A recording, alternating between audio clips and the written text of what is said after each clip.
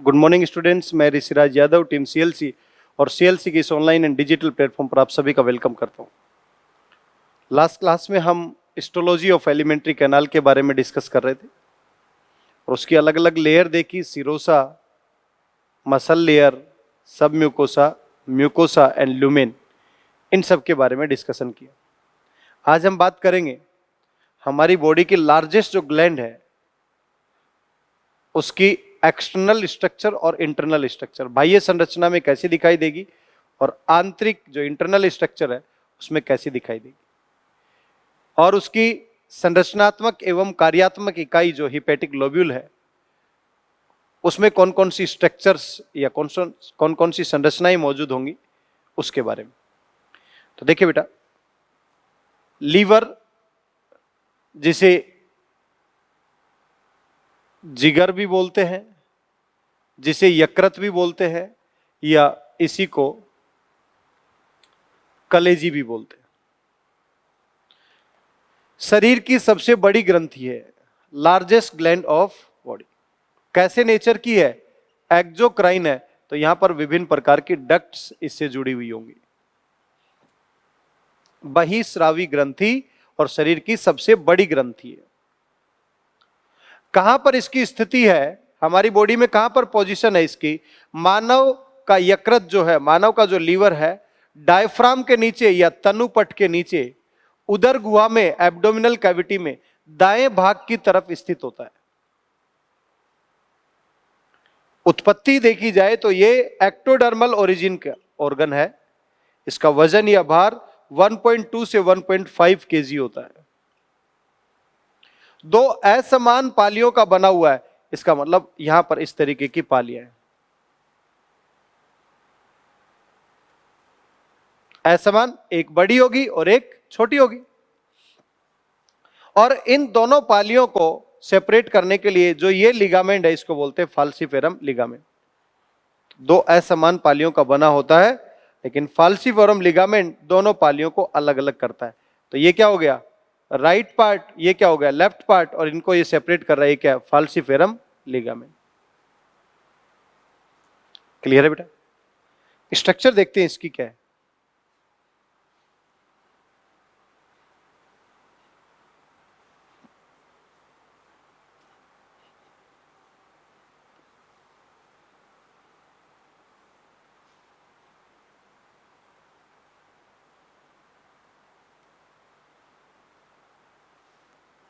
ऐसा दिखाई देगा बेटा, ये देखो,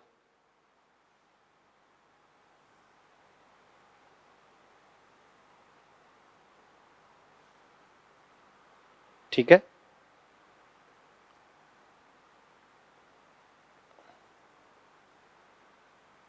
ये दो अलग लोब हो गए, इसको बोलते हैं हम राइट हिपैटिक लोब, इसको बोलते हैं left hepatic lobe. Right hepatic lobe और लेफ्ट हिपैटिक लोब, इनसे यहां से डक्ट अराइज हो रही है, यहां से डक्ट अराइज हो रही है, इसे बोलते हैं लेफ्ट हिपैटिक डक्ट, इसे बोलते हैं राइट हिपैटिक डक्ट। राइट से राइट हिपैटिक डक्ट, लेफ्ट से लेफ्ट, मींस ये दाई है और ये कौन सी? बाई। दाएं और बाएं लोब को अलग करने के लिए ये क्या है? फैल्सिफोरम लिगामेंट। जहां दोनों डक्ट मिलेंगी,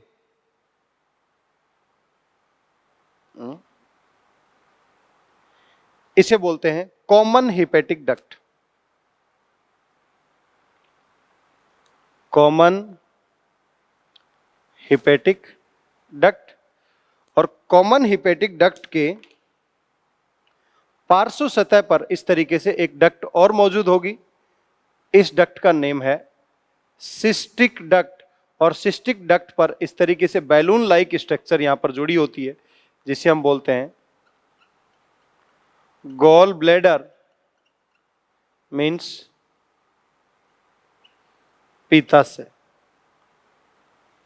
ये लीवर है। बाइल या पीतरस का फॉर्मेशन या उसका निर्माण करना लीवर का काम है, लेकिन जो गॉल ब्लैडर है ये क्या करेगा,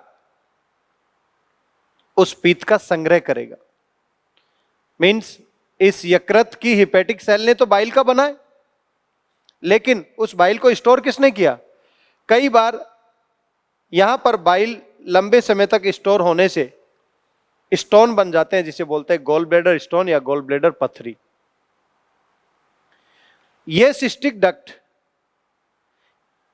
ये बाई डायरेक्शनल पाथवे को शो करती है कि यहां से जो बाइल आएगा पहले यहां पर स्टोर होगा, और जब उसकी जरूरत होगी इस गॉल ब्लैडर में जब संकुचन होगा, गॉल ब्लैडर में संकुचन कौन कराता है? कोलेसिस्टोकाइनिन। जैसे इसमें संकुचन करवाएगा तो ये बाइल यहां से बाहर आएगा। तो ये जो डक्ट और कॉमन हिपैटिक डक्ट ये फाइनली एक डक्ट में ओपन हो रही है, इसको बोलते हैं बेटा जी बाइल डक्ट, या इसी का नेम है डक्टस कोलेडोकस। क्लियर? अब एक साइड से क्या आ रही है? ये बाइल डक्ट। इस बाइल डक्ट पर यहां पर स्फिंक्टर प्रेजेंट है, ये हो गया बाइल डक्ट। ये जो स्फिंक्टर प्रेजेंट है, अवरोधिनी जो प्रेजेंट है, इसे बोलते हैं बॉयडन की अवरोधिनी।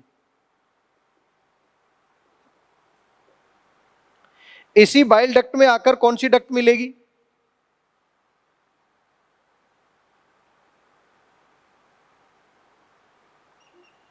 मेन पैनक्रिएटिक डक्ट, जिसे हमने नेम दिया था डक्ट ऑफ विर्सन। डक्ट ऑफ विर्सन आकर यहां पर मिली, ये दोनों एक डक्ट का फॉर्मेशन कर दिया, और इस डक्ट का टर्मिनल पार्ट इस तरीके से फूला हुआ दिखाई देगा। इसे हम बोल रहे हैं हिपैटो पैनक्रिएटिक डक्ट या यकृत अग्नाशी नलिका या वाहिनी।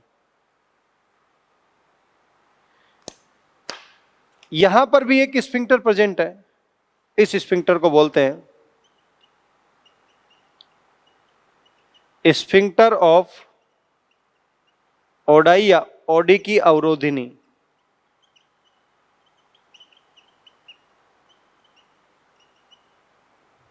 और ये ओडी की अवरोधनी के द्वारा हिपैटोपैनक्रिएटिक डक्ट सी शेप की आकृति में खुलती है, और हमारे आहार नाल की ये सी शेप की आकृति क्या है?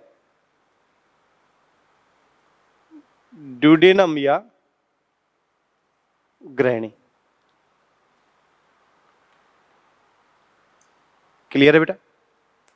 तो इस तरीके से लीवर की स्ट्रक्चर दिखाई देती है। लीवर में कौन कौन सी डक्ट कनेक्टेड है, इसीलिए मैंने क्या बोला, हमारे शरीर की सबसे बड़ी एक्सोक्राइन, इसका मतलब इसके पास में बहुत सारी डक्ट यहां पर मौजूद है। क्लियर?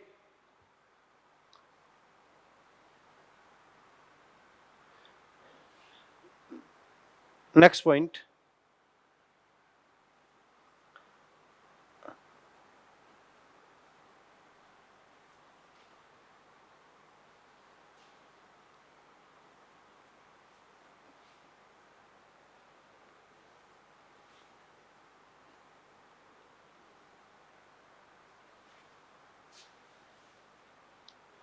इसकी संरचनात्मक और कार्यात्मक जो इकाई है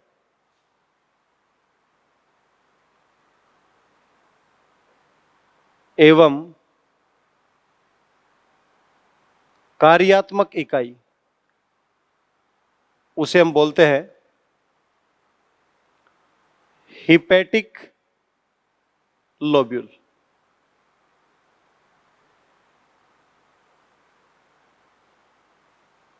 क्लियर है बेटा?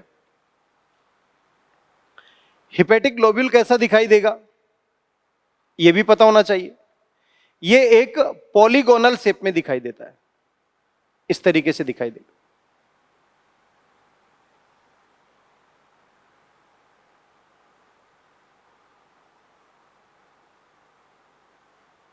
क्लियर?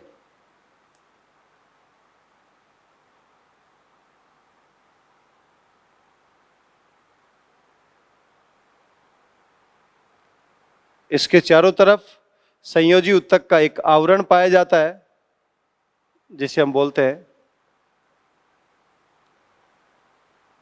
ग्लीसन्स कैप्सूल।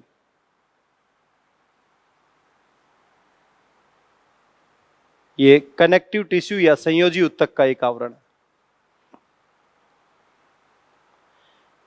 ये जो हिपेटिक लोब्यूल आपको दिखाई दे रही है, इसके इस कॉर्नर पॉइंट पर यहां पर इस तरीके से 3 ओपनिंग्स दिखाई देती है। इसे हम बोलते हैं बेटा जी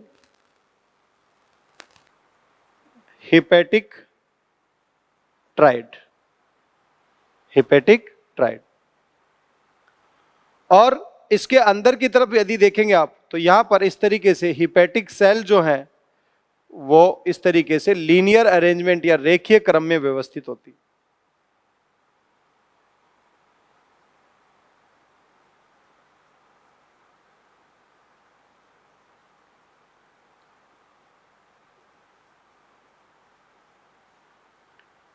तो एक सिंगल जो सेल है इसे हम क्या बोल रहे हैं?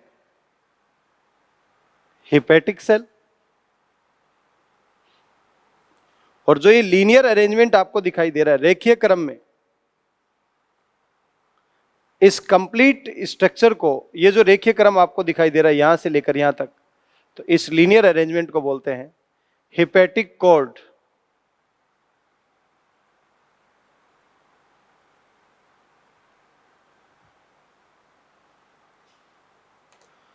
जो हिपेटिक कॉर्ड है उसके अंदर हिपेटिक सेल्स लीनियर फॉर्म में अरेंज है। हिपेटिक कॉर्ड और इस हिपेटिक कॉर्ड के बीच में जो ये स्पेस दिखाई दे रहा है इसको बोलते हैं साइनूसोइडल स्पेस। और इसके अंदर इस इर्रेगुलर शेप में बक्सकाण्विक कोशिकाएं पाई जाती हैं जिन्हें हम बोलते हैं कूफर सेल। ये लीवर की बक्सकाण्विक कोशिकाएं हैं, मीन्स फैगोसिटिक सेल है। और ये जो सेंट्रल पोजीशन पर यहां पर एक ओपनिंग दिखाई देगी इसे हम बोलते हैं सेंट्रल वेन। सभी हिपेटिक लोब्यूल की सेंट्रल वेन आपस में फ्यूज होकर एक वेन फॉर्मेशन करेगी जिसे हम बोलते हैं हिपेटिक वेन, जो लीवर से डीऑक्सीजनेटेड ब्लड को कैरी कर कर लेकर जाएगी हार्ट की तरफ। तो यहां पर जो हिपेटिक ट्राइड है यहां पर क्या क्या मौजूद है? हिपेटिक ट्राइड में भी तो 3 ओपनिंग है। तो हिपेटिक ट्राइड में क्या क्या है? Branch of hepatic artery, branch of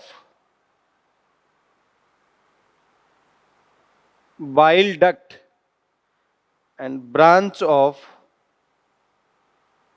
hepatic portal vein।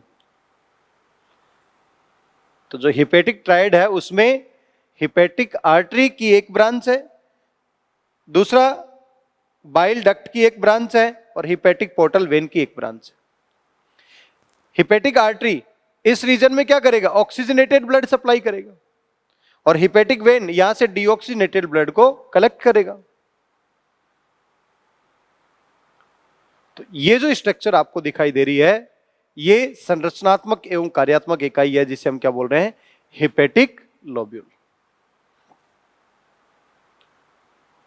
Clear है बेटा? एक्सेस अल्कोहल के कंजम्पशन से, अत्यधिक शराब के सेवन करने से लीवर डैमेज हो जाता है जिसे बोलते हैं ग्लिसोनियन सिरोसिस।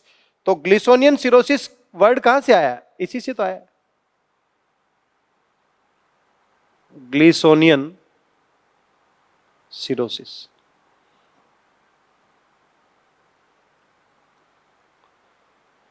क्लियर है? अब बात करेंगे हम लीवर के क्या क्या फंक्शन है उससे रिलेटेड। देखिए बेटा, यकृत का पहला कार्य क्या है? पीत का श्रावण एवं संश्लेषण। इसका मीनिंग क्या है? बाइल का फॉर्मेशन एंड सिंथेसिस। लेकिन बाइल का संग्रह जो किया जाएगा वो गोल ब्लैडर के द्वारा किया जाएगा। तो आपसे पूछा क्या गया ये भी देखना है। तो बाइल का फॉर्मेशन एंड सिंथेसिस या पीत का श्रावण एवं संश्लेषण जो है वो यकृत करता है। यकृत का दूसरा कार्य कार्बोहाइड्रेट उपापचय में, मीन्स कार्बोहाइड्रेट मेटाबॉलिज्म में। Carbohydrate metabolism. फर्स्ट टर्म है ग्लाइकोजेनेसिस। इसका मतलब एक्सेस अमाउंट में ग्लूकोज है तो उसको ग्लाइकोजन में परिवर्तित करना। सेकंड टर्म है ग्लाइकोजिनोलाइसिस। इसका मतलब एक्सेस अमाउंट में ग्लाइकोजन है तो उसका ब्रेकडाउन करके ग्लूकोज फॉर्मेशन करवाना। मीन्स जब हमें जरूरत नहीं है, एक्सेस अमाउंट में ग्लूकोज है तो उसको ग्लाइकोजन में परिवर्तित करवाया, ग्लाइकोजेनेसिस। और जब हमें जरूरत है और हमारे पास ग्लूकोज नहीं है तो ग्लाइकोजन का ब्रेकडाउन करवा दिया, ग्लूकोनियोजेनेसिस। बहुत सारे ऐसे एमिनो एसिड हैं, उनसे ग्लूकोज का फॉर्मेशन करना, gluconeogenesis. Means other substances like amino acid है और उनसे किसका फॉर्मेशन हो रहा है? ग्लूकोज का, तो ग्लूकोनियोजेनेसिस। और फॉर एग्जांपल मैं कहूं कि लैक्टिक एसिड है और लैक्टिक एसिड से यदि ग्लाइकोजन का फॉर्मेशन करना है तो ग्लाइकोनियोजेनेसिस। तो मैं कह सकता हूं कि कार्बोहाइड्रेट मेटाबॉलिज्म में लीवर का इंपॉर्टेंट रोल है। लीवर के अंदर हिपेटिक सेल्स भी हैं और फैट स्टोरिंग सेल भी है जिनको बोलते हैं हम एडिपोसाइट्स। तो हिपेटोसाइट्स ये तो लीवर सेल है एंड एडिपोसाइट्स भी प्रेजेंट है। ये एडिपोसाइट्स क्या करेंगे? फैट का स्टोरेज करेंगे। वसा का संग्रह, ये भी काम किसका है? लीवर का।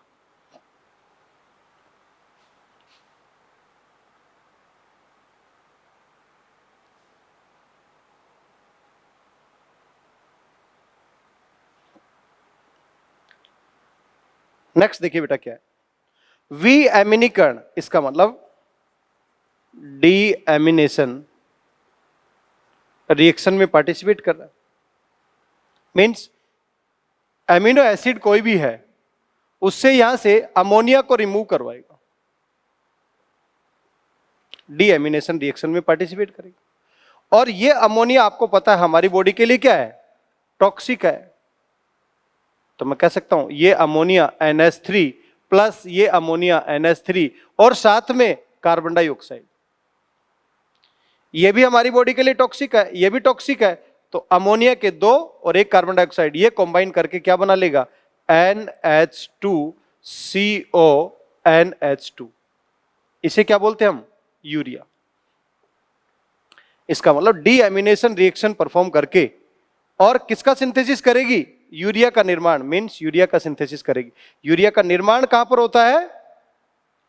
लीवर में। लेकिन उसको उत्सर्जित किससे किया जाता है? किडनी या वृक्क के द्वारा। तो यूरिया का निर्माण जैसे ये दोनों कंबाइन होकर फिर फाइनली ये बनाता है, इस साइकिल को बोलते हैं यूरिया साइकिल या इसी को बोलते हैं क्रेब हैंसलेट साइकिल या इसी को बोलते हैं ऑर्निथिन साइकिल। तो ऑर्निथिन साइकिल या यूरिया साइकिल या क्रेब हैंसलेट साइकिल के द्वारा किसका फॉर्मेशन कर रहा है बेटा जी? यूरिया का फॉर्मेशन कर। क्लियर? नेक्स्ट फंक्शन देखिए लीवर का क्या है। रक्त का शुद्धिकरण मीन्स ब्लड का purification, purification of blood. Blood के अंदर कोई भी फॉरेन पार्टिकल आ गया, वो फॉरेन पार्टिकल आ गया तो यहां पर क्या है, कुफर सेल्स हैं। कुफर सेल्स क्या करेंगे, फेगोसिटिक सेल्स की तरह बिहेव कर रही हैं, फॉरेन पार्टिकल को वहां डैमेज कर देंगे, मींस ब्लड का प्यूरिफिकेशन करने में हेल्प कर रहा है। प्लाज्मा प्रोटीन का संश्लेषण, डिफरेंट प्लाज्मा प्रोटीन है उनका संश्लेषण करता है, बट एक्सेप्ट गामा ग्लोबुलिन, ये एक टाइप का इम्यूनोग्लोबुलिन है, इसके संश्लेषण को छोड़कर प्लाज्मा के अंदर जितनी प्रोटीन है उनका संश्लेषण करने का काम भी किसका है, लीवर का। ब्लड क्लोटिंग के लिए रक्त स्कंदन कारकों की आवश्यकता होती है। अलग अलग कारक, कारक नंबर 2 है, 7 है, 9 है और 10 है, इन कारकों का संश्लेषण भी कौन कर रहा है, लीवर। क्योंकि जब भी रक्त स्कंदन कब पॉसिबल होगा, जब हमारे कोई चोट लगी है और रक्त बहना शुरू हो गया है तो रक्त का स्कंदन होना अति आवश्यक है।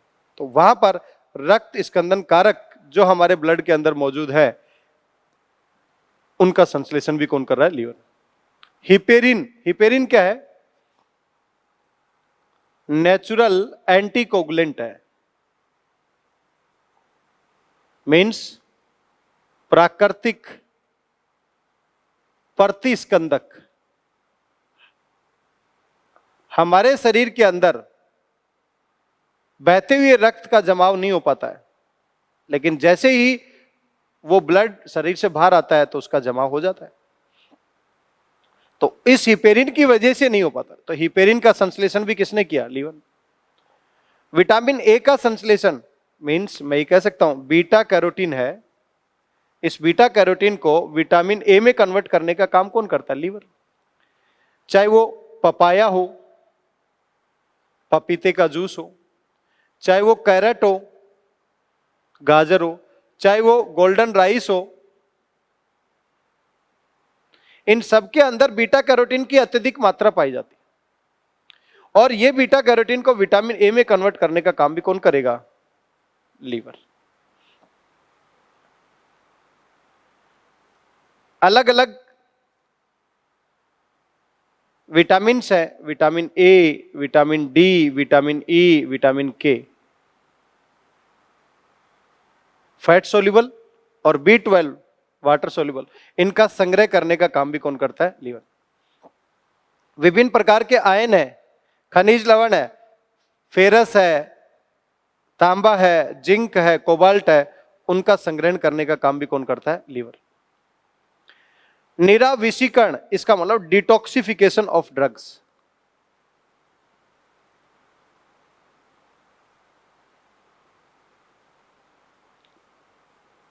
जो विषैले पदार्थ होते हैं उन विषैले पदार्थ को अविषैले या निराविष में, नॉन टॉक्सिक सब्सटेंस में कन्वर्ट करने का काम कौन करता है, लीवर।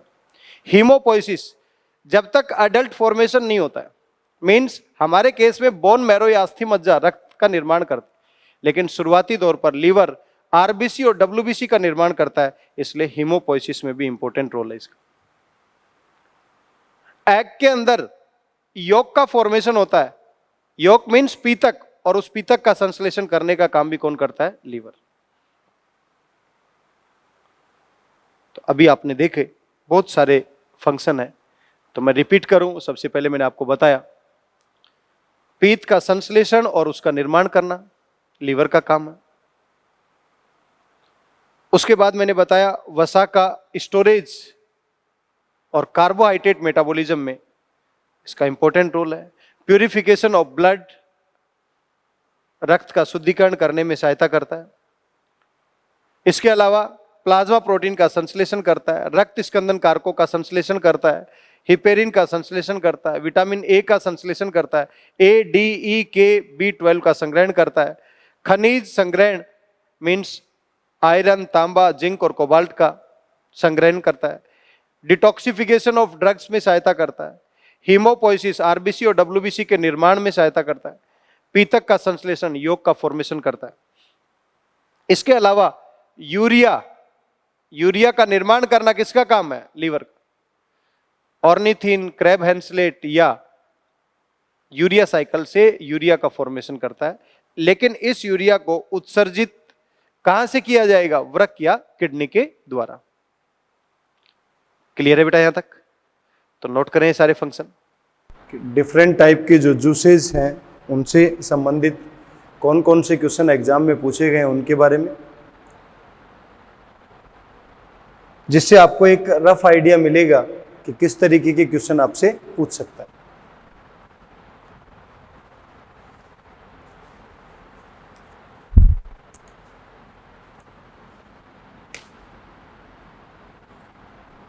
फर्स्ट क्वेश्चन है,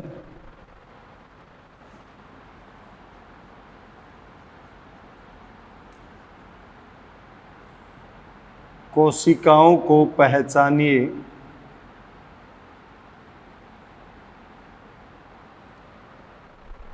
जिनके स्राव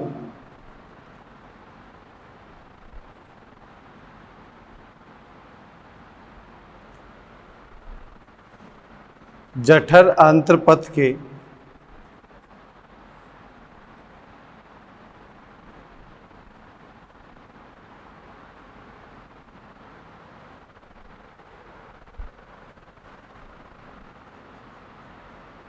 अस्तर को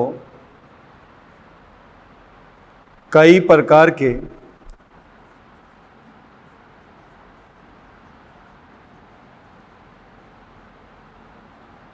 एंजाइमों से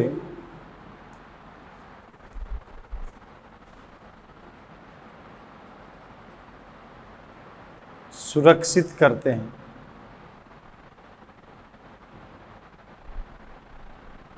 टू 2019 नीट में ये क्वेश्चन पूछा गया।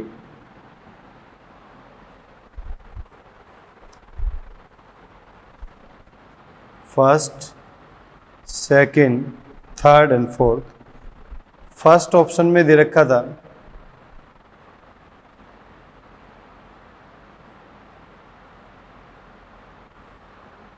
ऑक्जेंटिक कोशिकाएं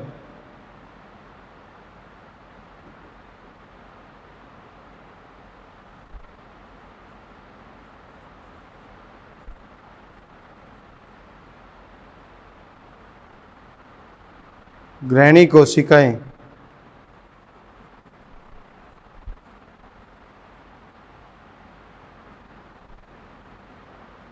मुख्य कोशिकाएं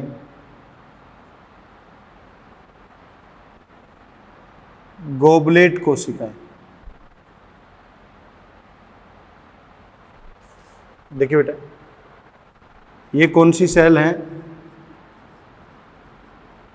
ऑक्जेंटिक, या इसे क्या बोल सकते हैं? पैराइटल या परिधीय। इनका फंक्शन क्या होता है? HCl रिलीज करना या इंट्रिंसिक कास्टल फैक्टर, जिसे हम बोलते हैं नेज कारक। HCl का मेन रोल है भोजन को सड़ने से बचाना। HCl का और रोल क्या है? आमाशय में एसिडिक पीएच को मेंटेन रखना। HCl कठोर पदार्थों को कोमल पदार्थों में परिवर्तित करता है। HCl जो निष्क्रिय एंजाइम है पेप्सिनोजन और प्रोरेनिन, उसको पेप्सिन और रेनिन में परिवर्तन करने का कार्य भी करता है। ICF इंट्रिंसिक कास्टल फैक्टर या नेज कारक विटामिन B12 के अवशोषण में सहायता करेगा। उन कोशिकाओं को पहचानना है जो आस्तर को कई प्रकार के एंजाइमों से सुरक्षित करते हैं। तो ये कोशिकाएं तो उसकी लाइनिंग को सुरक्षित नहीं कर रही, इनका तो फंक्शन ही है HCl और ICF रिलीज करना। ड्यूडेनम या ग्रहणी कोशिकाएं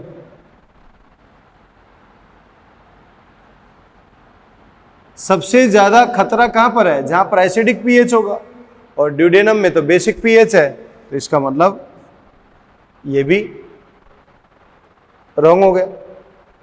मुख्य कोशिकाएं, इनको बोलते हैं चीफ सेल या peptic cell.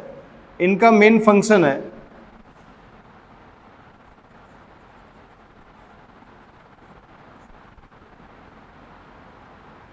Pepsinogen, gastric lipase, या मैं कह सकता हूं इसके अलावा प्रोरेनिन, ये रिलीज करते। पेप्सिनोजन निष्क्रिय है, पहले ये HCl की प्रेजेंस में पेप्सिन में परिवर्तित होगा, तब प्रोटीन का डाइजेशन करवाएगा। गैस्ट्रिक लाइपेज, लाइपेज लिपिड के ऊपर काम करता है। प्रोरेनिन HCl की प्रेजेंस में ये रेनिन में परिवर्तित होगा, जैसे रेनिन में परिवर्तित होगा तो मिल्क का प्रारंभिक जो पाचन का पद होता है वो प्रोरेनिन रेनिन में कन्वर्ट होकर करेगा। इसका मतलब ये भी से related. Goblet cell, goblet cell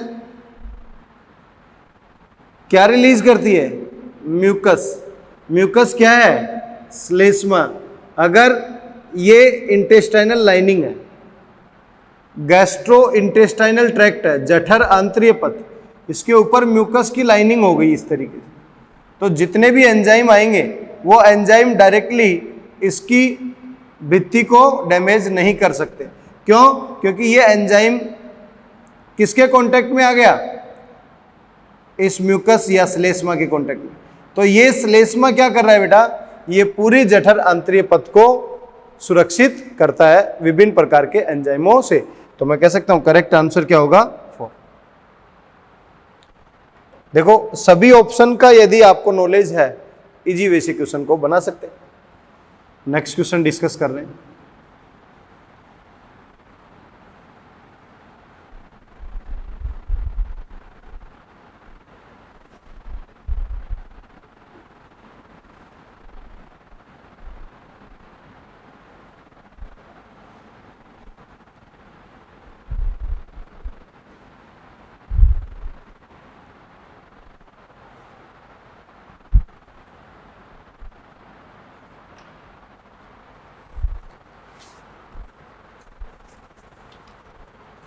next question है, निम्न में कौन सा विकल्प,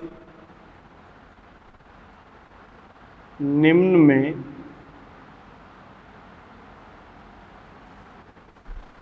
कौन सा विकल्प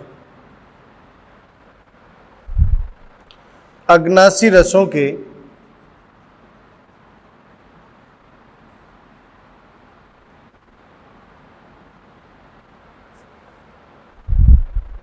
संयोजन को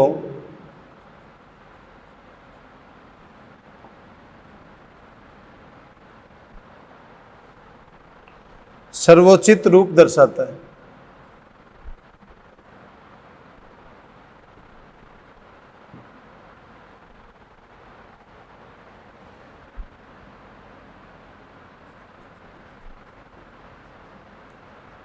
दर्शाता है। First, second, third and fourth. First है amylase, pepsin,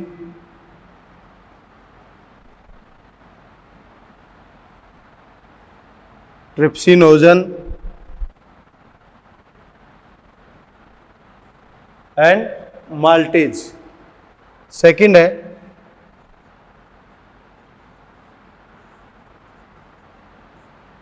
peptidase,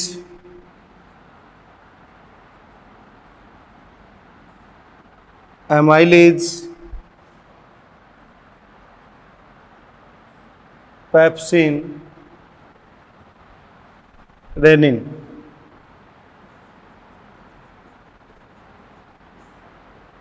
lipase, amylase,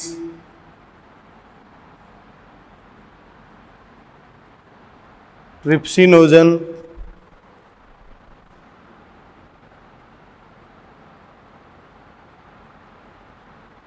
प्रोकार्बोक्सीपेप्टाइडेज।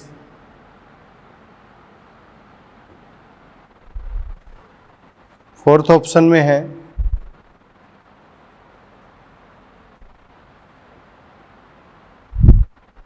Amylase,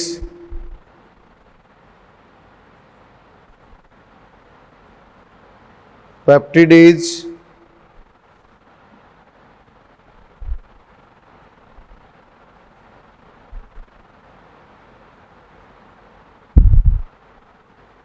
trypsinogen, rennin. देखिए बेटा, इसको भी समझें।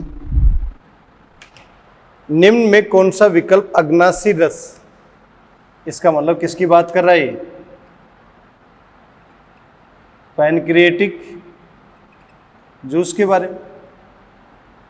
तो पैनक्रिएटिक जूस के संयोजन को सर्वोचित रूप से दर्शाता है, मीन सबसे उचित रूप कौन सा है? तो पहले आपको पैनक्रिएटिक जूस के कंपोजिशन पता होनी चाहिए। Pancreatic lipase, pancreatic amylase, pancreatic nuclease,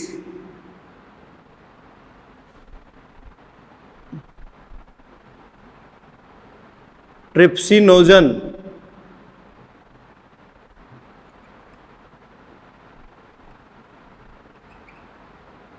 chymotrypsinogen,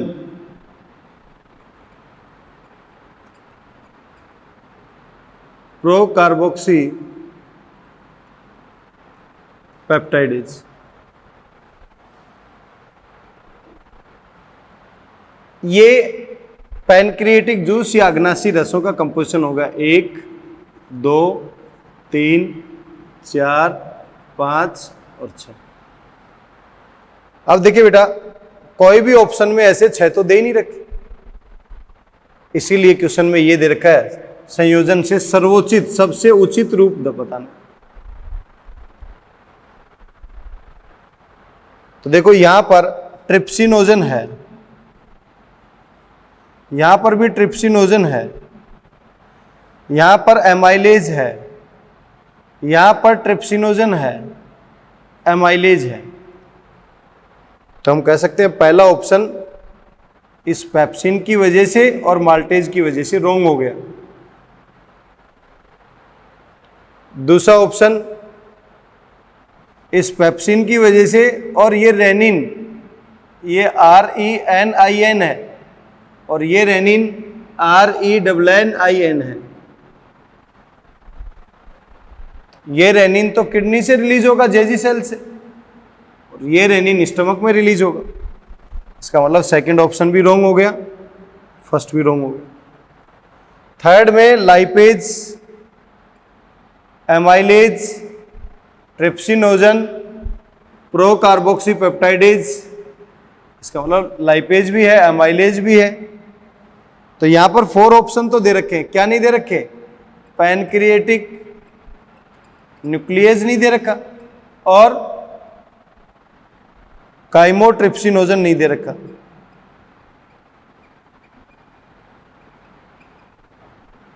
ये दोनों दे नहीं रखे, फिर भी सभी के सभी ऑप्शन क्या है? करेक्ट है। तो ये करेक्ट आंसर हो। यहां पर देखिए रेनिन रॉन्ग हो गया, तो हम ये कह सकते हैं कि थर्ड ऑप्शन सर्वोचित रूप अग्नासी रसों का जो है वो उसको प्रदर्शित करता है।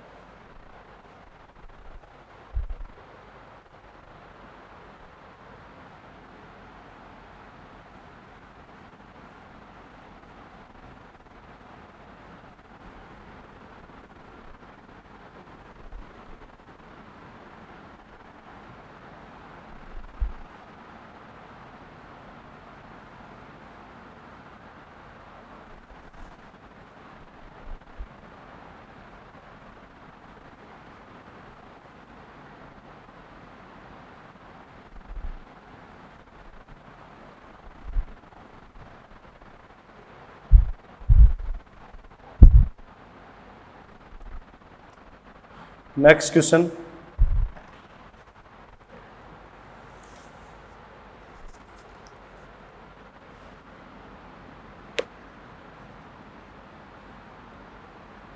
लीबर कोन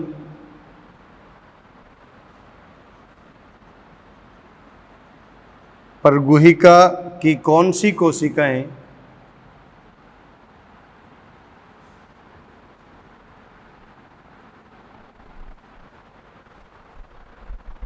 एंटीबैक्टीरियल लाइसोजाइम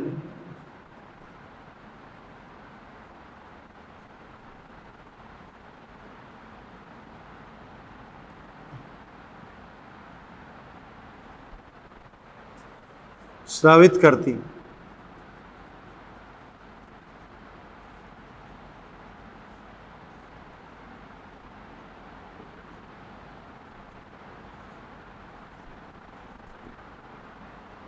फर्स्ट है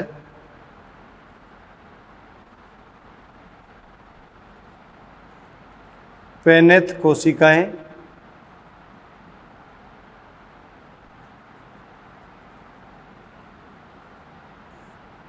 जाइमोजन कोशिकाएं,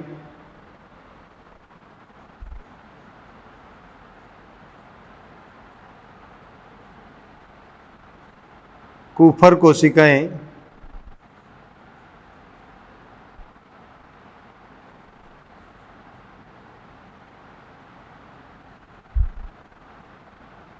रजत रंजी कोशिका। देखिए बेटा, लीबर कोन परगुहिका क्या है, मैंने आपको बताया था इस तरीके के फोल्डिंग स्ट्रक्चर और उनके ऊपर विलाई प्रेजेंट होते हैं और विलाई के ऊपर माइक्रोविलाई प्रेजेंट होते हैं। कौन से पार्ट में? ड्यूडेनम या ग्रहणी भाग। जैसे ही जेजुनम या इलियम की बात हम करेंगे तो वहाँ पर ये इस तरीके से हाईली डेवलप हो जाते हैं।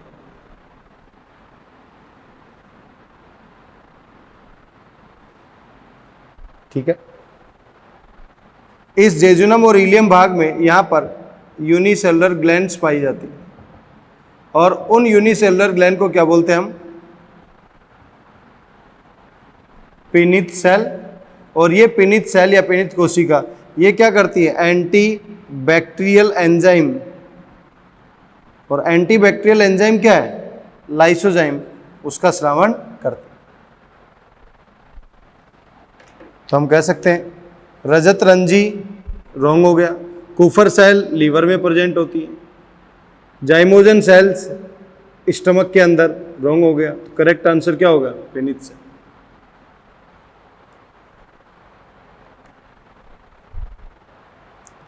नेक्स्ट क्वेश्चन देखिए,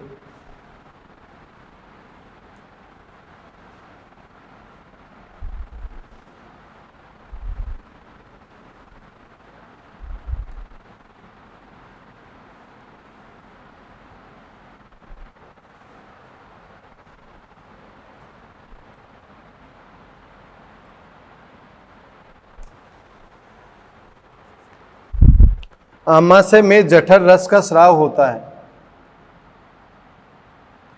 आमाशय में जठर रस अम्ल का स्राव होता है।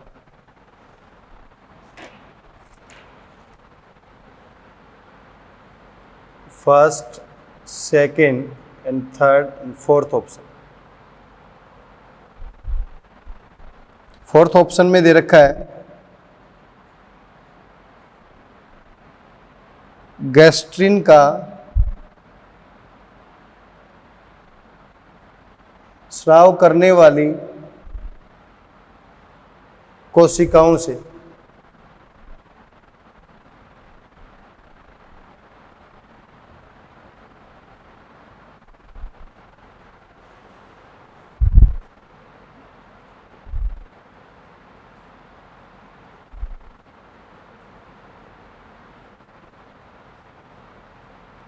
अम्ल कोशिकाओं से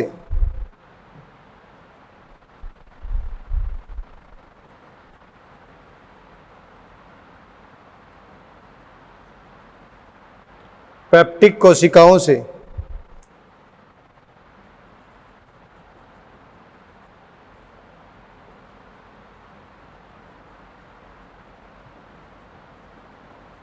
भित्तीय कोशिकाओं से। तो देखिए बेटा, आमाशय में जठर रस अम्ल, इसका मतलब हमें क्या बताना है, स्टमक में जठर रस अम्ल मीन्स गैस्ट्रिक जूस का जो एसिड पार्ट है उसकी बात कर रहे हैं। गैस्ट्रिक जूस में एसिड पार्ट क्या होता है, HCl। जठर रस अम्ल का स्राव होता है।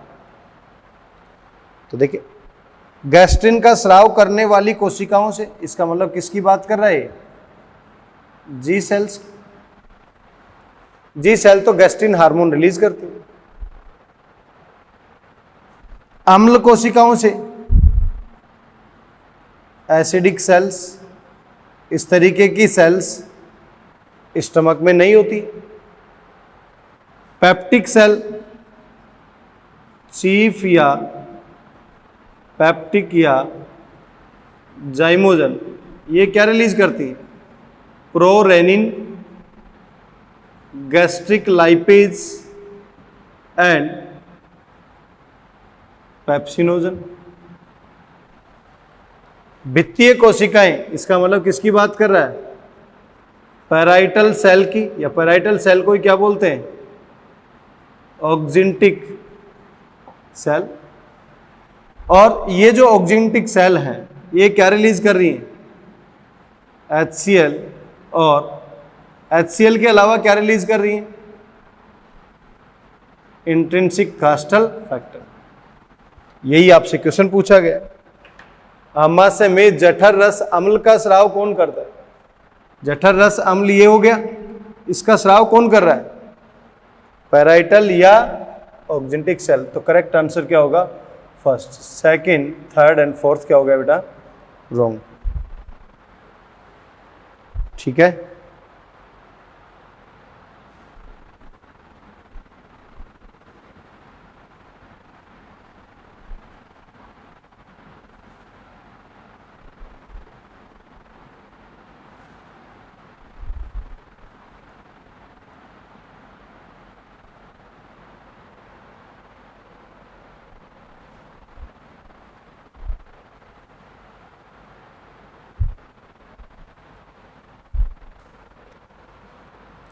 निम्नलिखित में से कौन सी संरचना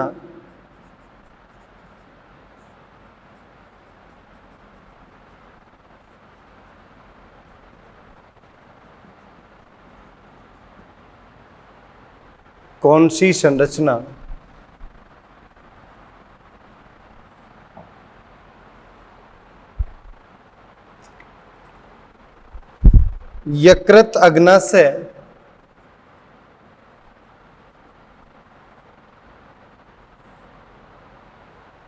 की वाहिनी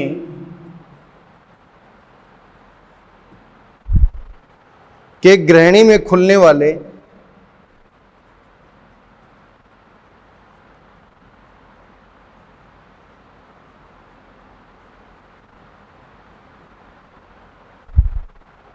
रंध्र की देखभाल करती है।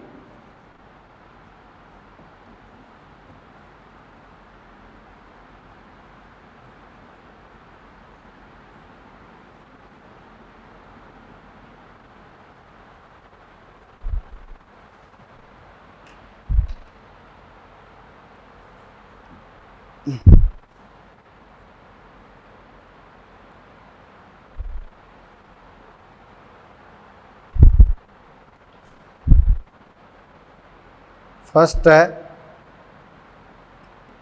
त्रिकांतर कपाट,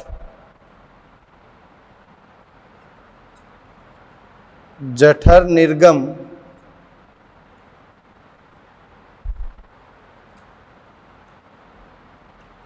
अवरोधिनी,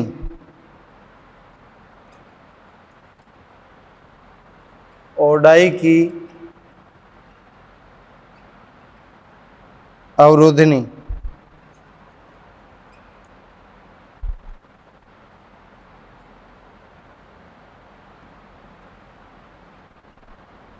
अर्धचंद्राकार कपाट। कौन सी संरचना यकृत अग्नाशय है? इसका मतलब क्या बात हुई है? हिपैटो पैनक्रिएटिक डक्ट की बात कर रहा है। हिपैटो पैनक्रिएटिक डक्ट ग्रहणी में खुलेगी, इसका मतलब ये इसकी बात कर रहा है। और जैसे ही ये हिपैटो पैनक्रिएटिक डक्ट यहां पर खुलेगी, ये हिपैटिक हो गई और ये पैनक्रिएटिक हो गई, मीन्स ये लीवर से आने वाली हो गई। तो हिपैटो पैनक्रिएटिक डक्ट यहां पर ओपन होगी तो यहां पर क्या होता है? Sphincter of Oddi. It means correct answer कौन सा होगा? Third. First, second and fourth क्या हो गया? रॉन्ग। क्लियर?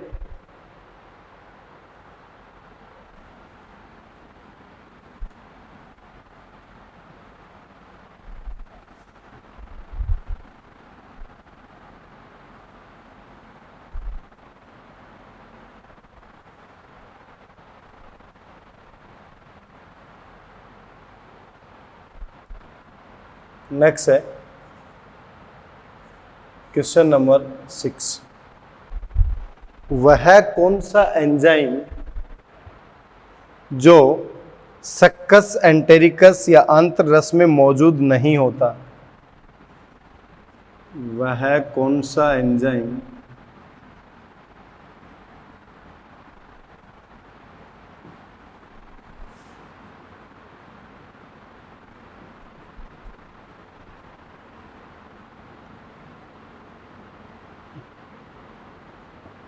सक्कस एंटेरिकस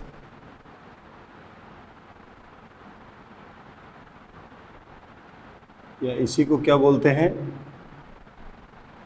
आंत्रीय रस में मौजूद नहीं होता?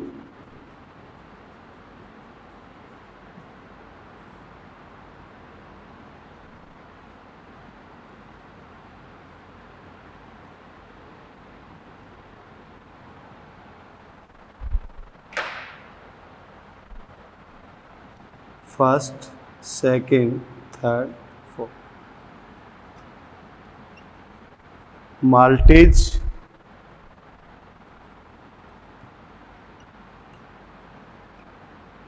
न्यूक्लियेज,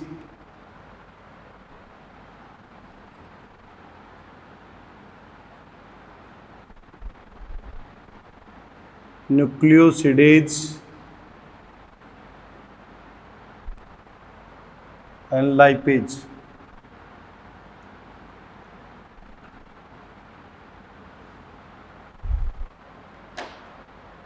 वह कौन सा एंजाइम जो सक्कस एंटेरिकस या आंतरी रस में? सक्कस एंटेरिकस में क्या क्या प्रेजेंट होता है पहले ये पता होना चाहिए। डाईपेप्टाइडेज, डाईसैकेराइडेज,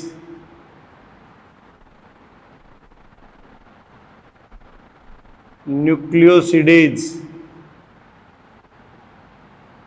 इंटेस्टाइनल लाइपेज, ये प्रेजेंट होता है। डाईसैकेराइडेज की फॉर्म में लैक्टेज, माल्टेज, सुक्रेज। तो हम कह सकते हैं माल्टेज तो प्रेजेंट होता है, न्यूक्लियोसिडेज भी प्रेजेंट होता है और लाइपेज भी प्रेजेंट होता है।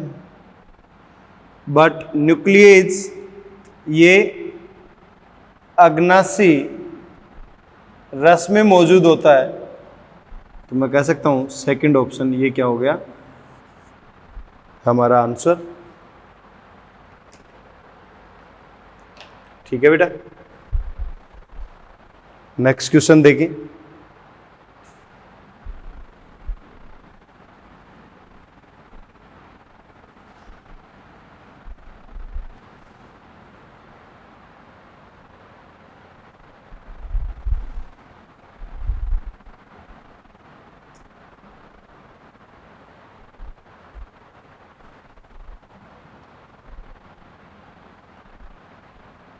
Question number 7।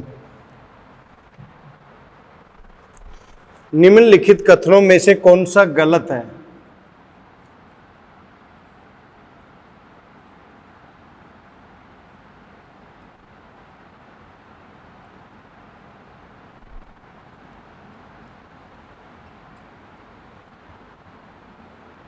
कौन सा गलत है?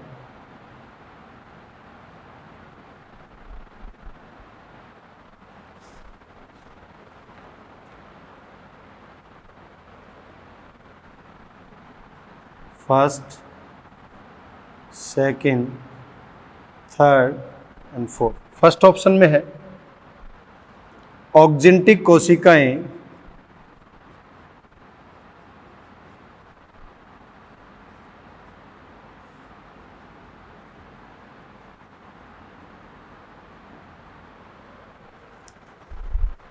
आमाशय के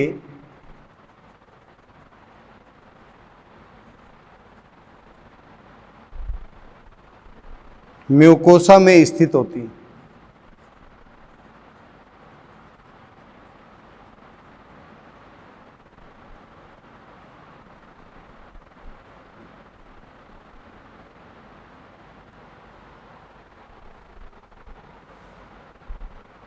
तथा HCl का स्राव करती है।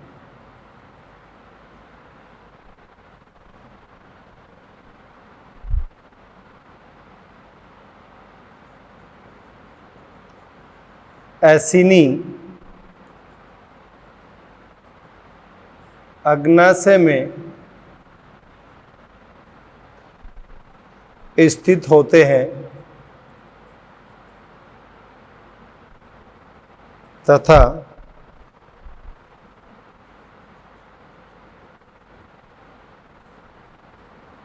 अग्नाशी रस के एंजाइम का स्राव करती है।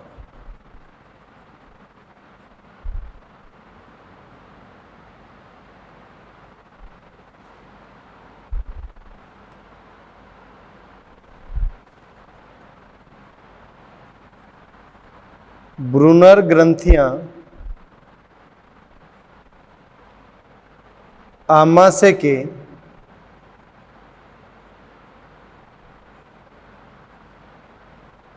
सब म्यूकोसा में स्थित होती हैं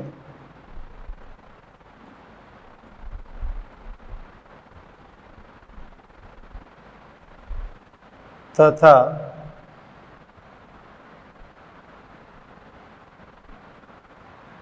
पेप्सिनोजन का स्राव करते हैं।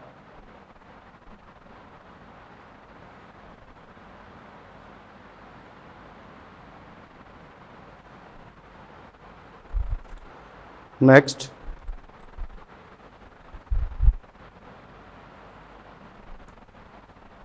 कलश या गोबलेट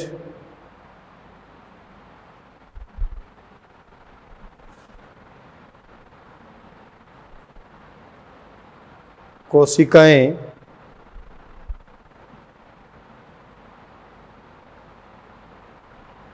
श्लेष्मा या म्यूकोसा में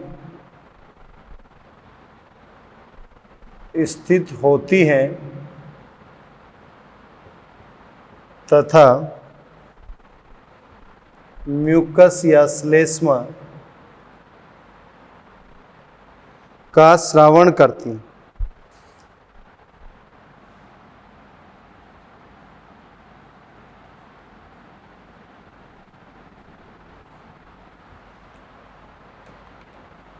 निम्नलिखित में से कौन सा कथन गलत है? देखिए, ऑक्जेंटिक कोशिकाएं आमाशय में, बिल्कुल सही है। म्यूकोसा में स्थित होती है क्योंकि ये गैस्ट्रिक ग्लैंड का एक पार्ट है। और ऑक्जेंटिक सेल का HCl और इंट्रिंसिक कास्टल फैक्टर रिलीज करने का काम है। इसका मतलब ये स्टेटमेंट तो करेक्ट है। एसिनाई या लोबुलर पार्ट अग्नाशय में स्थित होता है, जो 99% पार्ट है एक्सोक्राइन। और अग्नाशी रस का जो एंजाइम है लाइक कार्बोक्सी पेप्टाइडेज उनका स्राव करती हैं। तो ये स्टेटमेंट भी क्या है? करेक्ट। कलश या गोबलेट कोशिकाएं म्यूकोसा में स्थित होती हैं और ये श्लेष्मा का स्राव करती हैं। ये स्टेटमेंट भी क्या है? करेक्ट। गोबलेट सेल का फंक्शन। लेकिन थर्ड स्टेटमेंट ये रॉन्ग है। क्यों रॉन्ग है? देखो, ब्रूनर्स ग्लैंड आमाशय में नहीं, कौन से पार्ट में होती है? ड्यूडेनम, या मैं कह सकता हूं ग्रहणी के सब म्यूकोसा में। और ये स्टेटमेंट आगे भी रॉन्ग हो गया। ये कह रहा है पेप्सिनोजन, नहीं, पेप्सिनोजन का नहीं। पेप्सिनोजन का स्राव करने वाली कोशिकाएं कौन सी है? चीप, पेप्टिक या जाइमोजन सेल। तो यहां पर ये चीप सेल की बात करता या पेप्टिक सेल की बात करता या जाइमोजन सेल की बात करता तो क्या होता बेटा? ये करेक्ट होता। इट मीन्स इनकरेक्ट स्टेटमेंट या गलत कथन कौन सा है? थर्ड जो स्टेटमेंट है ये क्या है? गलत।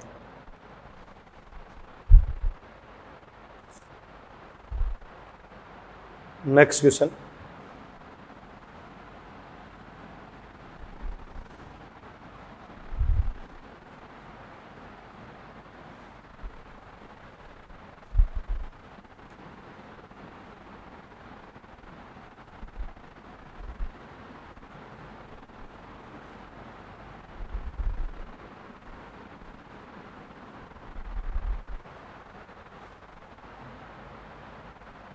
नेक्स्ट क्वेश्चन है, गाय या भैंस की आहार नलियों में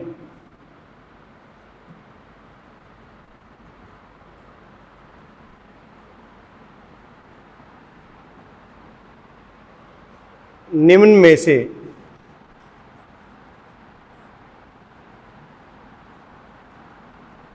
क्या मौजूद होता है?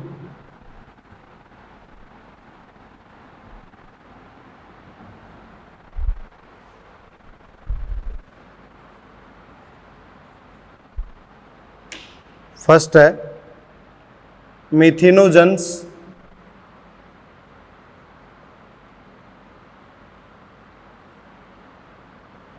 साइनोबैक्टीरिया,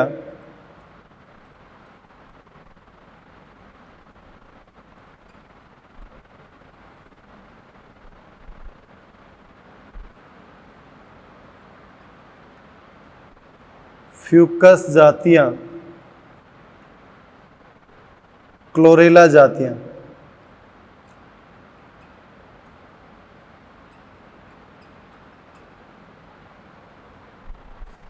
देखिए बेटा, गाय या भैंस, इसका मतलब किसकी बात कर रहा है? ये कैटल्स की, या मैं कह सकता हूं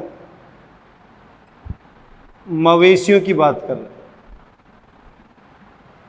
मवेशियों में यदि मैं आहार नाल की बात करूं तो स्टमक रीजन में इस तरीके से रूमेन, रेटिकुलम, ओमेसम एंड एब ओमेसम पार्ट होता है। उनमें से यहां पर ये रूमेन वाला पार्ट है, यहां पर रूमेनोकोकस बैक्टीरिया प्रेजेंट होते हैं जो मेथेन गैस रिलीज करते हैं। इसका मतलब यहां पर मेथेनोजेंस बैक्टीरिया प्रेजेंट होंगे। Second, third and fourth option क्या हो गया? रॉन्ग।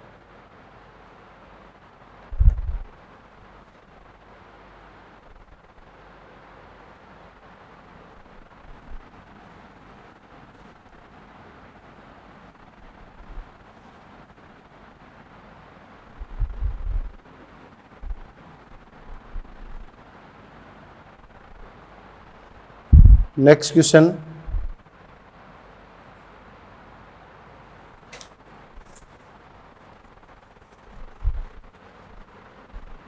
शिशु के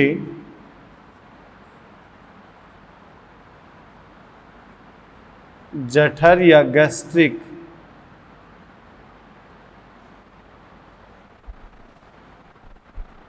रस में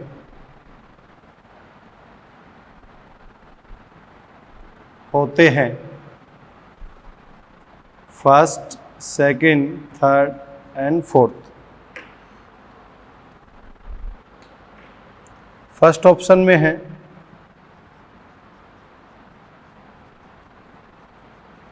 pepsinogen,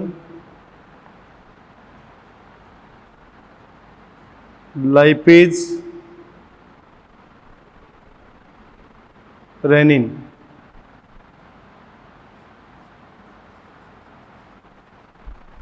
amylase,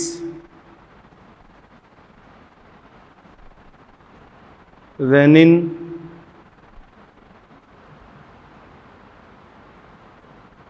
pepsinogen. Maltase,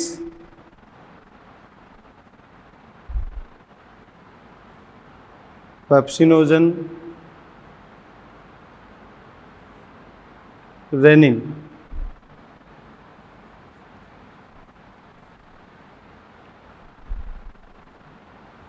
nuclease,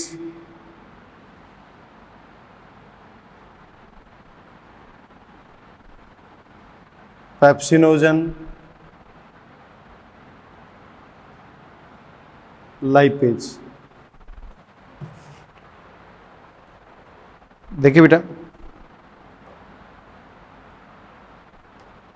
यहां पर ये न्यूक्लियज गैस्ट्रिक जूस के अंदर नहीं होगा, लाइपेज प्रेजेंट होगा, पेप्सिनोजन भी प्रेजेंट होगा, तो इसकी वजह से रॉन्ग हो गया। माल्टेज सक्कस एंटेरिकस का पार्ट है, पेप्सिनोजन और रेनिन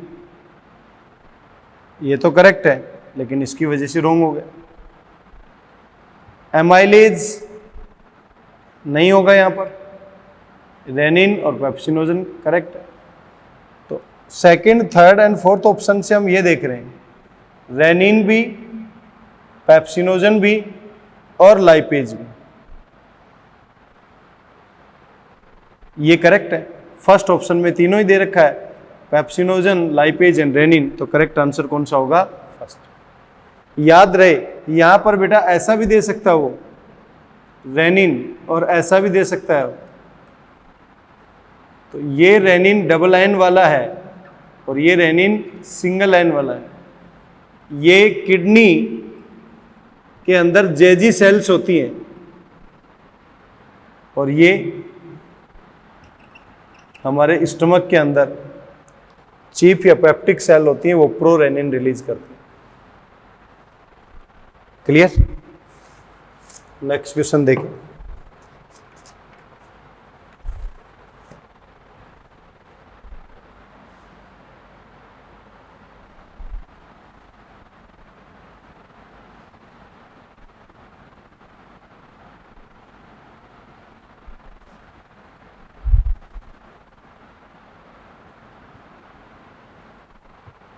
क्वेश्चन नंबर 10।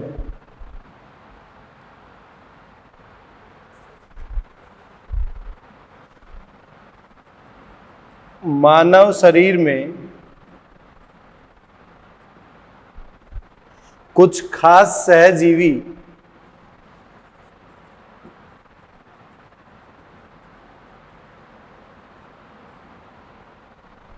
सूक्ष्म जीव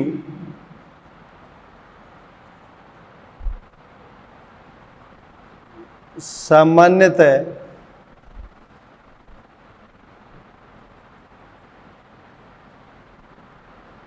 कहाँ पाए जाते हैं?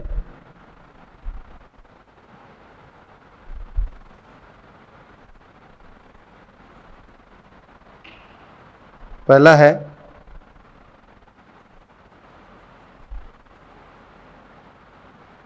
कर्मी रूपी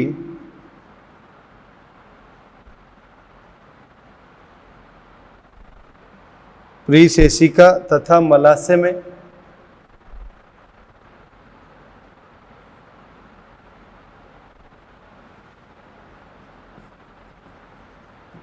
ग्रहणी में,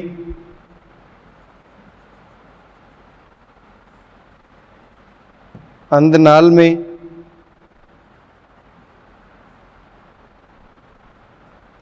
मुख, गुहा तथा जिह्वा या जीभ की सतह पर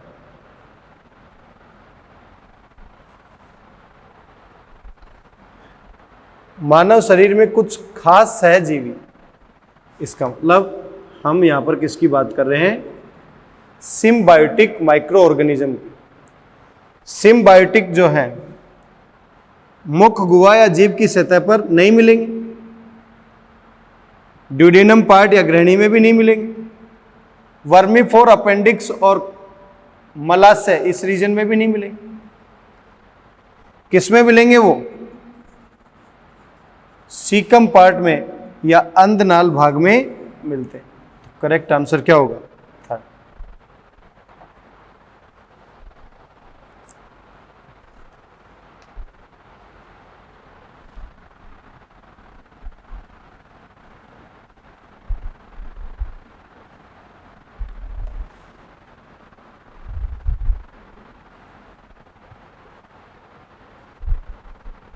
नेक्स्ट है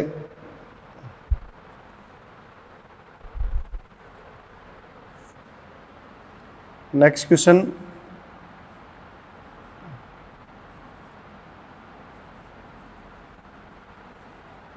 ग्लाइकोजिनोलाइसिस है फर्स्ट, सेकंड, थर्ड। लीवर की स्ट्रक्चर और लीवर के फंक्शन बहुत सारे मैंने आपको बताए, उसमें कार्बोहाइड्रेट मेटाबॉलिज्म में इस वर्ड को भी मैंने डिस्कस किया। ग्लाइकोजिनोलाइसिस, इसका मतलब ग्लाइकोजन का क्या होगा? लाइसिस। तो ग्लाइकोजन से क्या बनेगा? ग्लूकोज। इसी को बोलते हैं ग्लाइकोजिनोलाइसिस। पहला ऑप्शन है शर्करा का ग्लाइकोजन में रूपांतरण। दूसरा है शर्करा का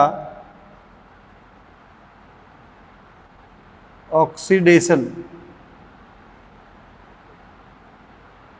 तीसरा है ग्लाइकोजन का शर्करा में रूपांतरण।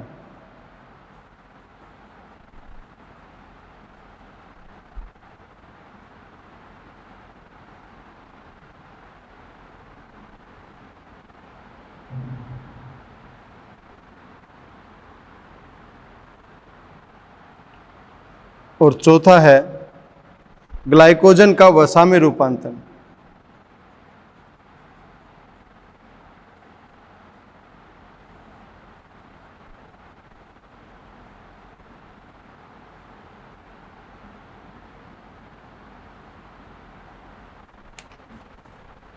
देखिए बेटा,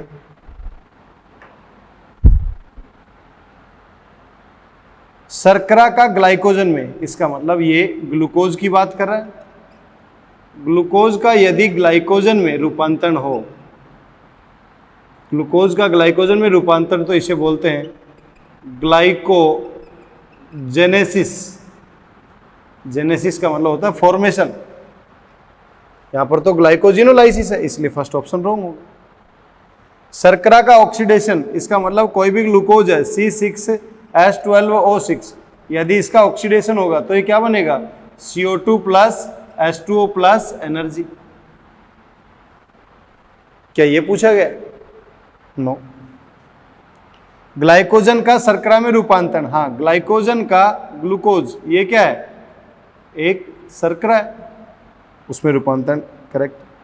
ग्लाइकोजन का वसा में, इसका मतलब ग्लाइकोजन का फैट में मॉडिफिकेशन, नो, ये भी नहीं। इट मीन्स मैं कह सकता हूं करेक्ट आंसर कौन सा होगा? थर्ड।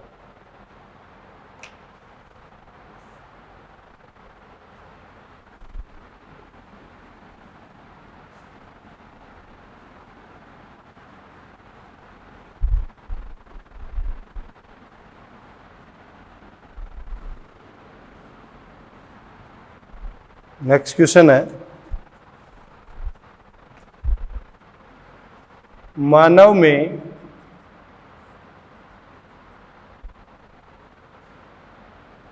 जिस समय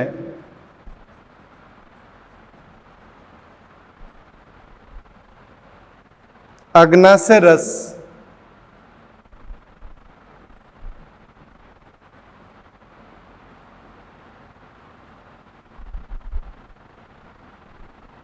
ग्रहणी में छोड़ा जा रहा है,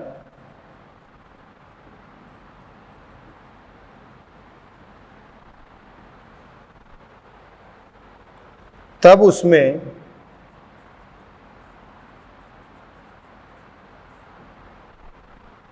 निम्नलिखित में से कौन सा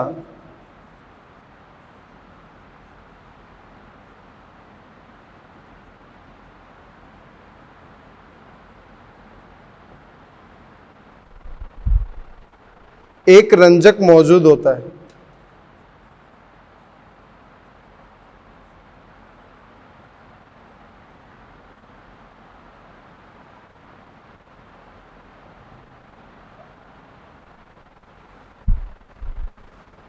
फर्स्ट,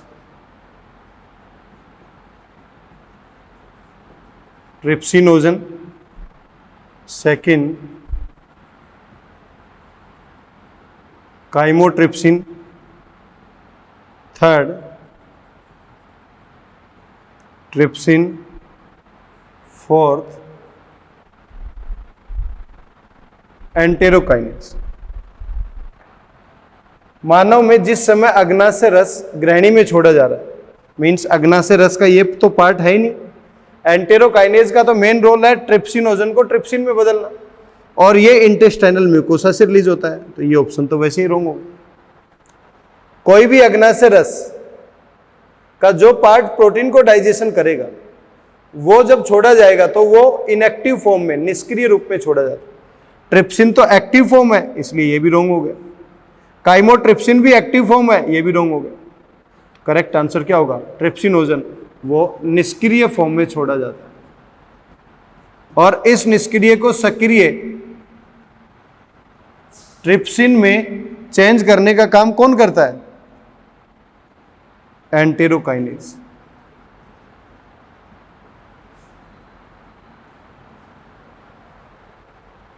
क्लियर?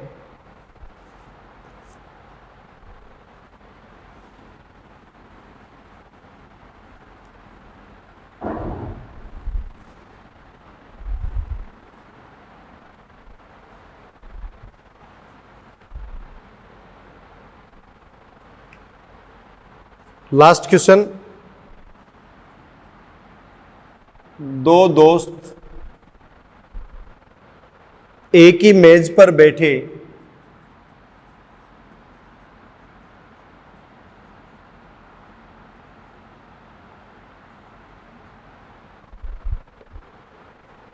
साथ साथ खाना खा रहे थे।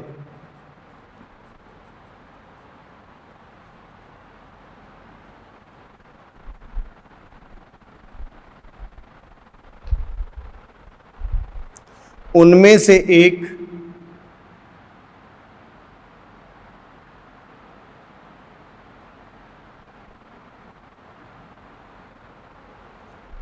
को कुछ खाना निगलते समय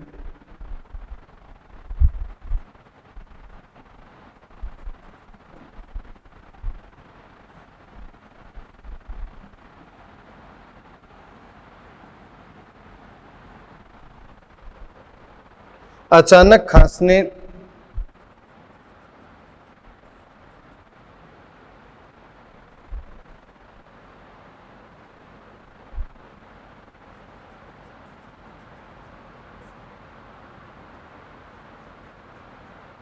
खांसने लगा। यह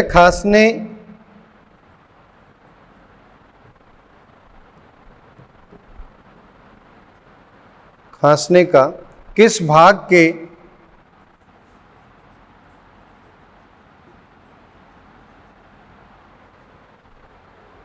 अनुचित गति के कारण हुआ होगा?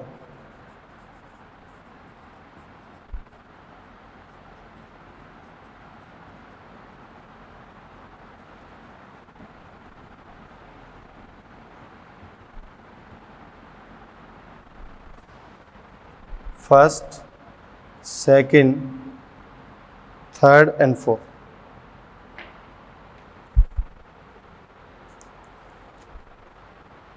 फर्स्ट है डायफ्राम,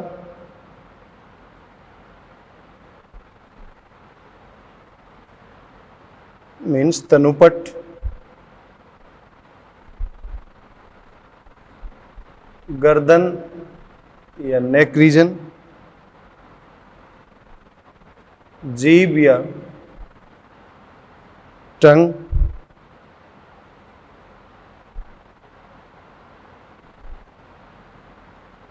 कंठाच्छद या एपिग्लोटिस। देखिए बेटा, इसको ध्यान से समझे। दो दोस्त एक ही मेज पर साथ साथ खाना खा रहे थे। उनमें से एक को कुछ खाना निगलते समय अचानक खांसने लगा। यह खांसने का किस भाग के अनुचित गति के कारण हुआ होगा? तो देखिए, ये एक पार्ट है एयर के लिए, ये दूसरा पार्ट है फूड के लिए। फूड के लिए इस ओपनिंग को हम बोलते हैं गलेट या निगलक द्वार। इस ओपनिंग को बोलते हैं ग्लोटिस। ग्लोटिस को कवर करने के लिए यहां पर क्या है? एपिग्लोटिस।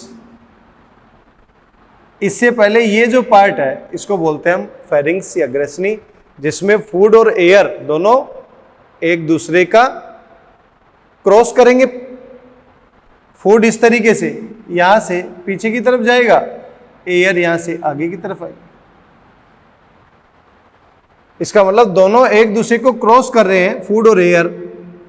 इस पाथवे को हमने क्या नाम दे दिया? फेरिंक्स या ग्रेसनी।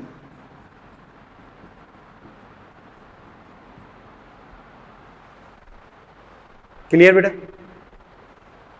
अब ये सोच के देखें कि यहां से फूड मटेरियल यहां जाना चाहिए था, अचानक से मान लो यहां एंटर कर जाए। इसका मतलब कहीं ना कहीं जब भोजन को हम निगलते हैं तो फूड यहां पर जाना चाहिए, लेकिन यहां पर आ गया। क्यों? क्योंकि एपिग्लोटिस की मूवमेंट अनुचित हुई होगी, या एपिग्लोटिस की जो गति है वो अनुचित हुई होगी। इसी की वजह से जो फूड इस एयर वाले पाथवे में आ जाता है तो अचानक से धक्का लगता है, या अचानक से वो खांसने लगेगा। इसका मतलब डायफ्राम, गर्दन, जीभ रॉन्ग हो गया। एपिग्लोटिस के गलत मूवमेंट की वजह से ऐसा पॉसिबल होता है, जिससे फूड मटेरियल यहां पर ईसोफेगस में न जाकर, ये ईसोफेगस पार्ट, ग्रसिका वाला भाग, इसमें न जाकर इस ट्रेकिया वाले पार्ट में चला जाता है, मीन्स श्वास नली वाले भाग।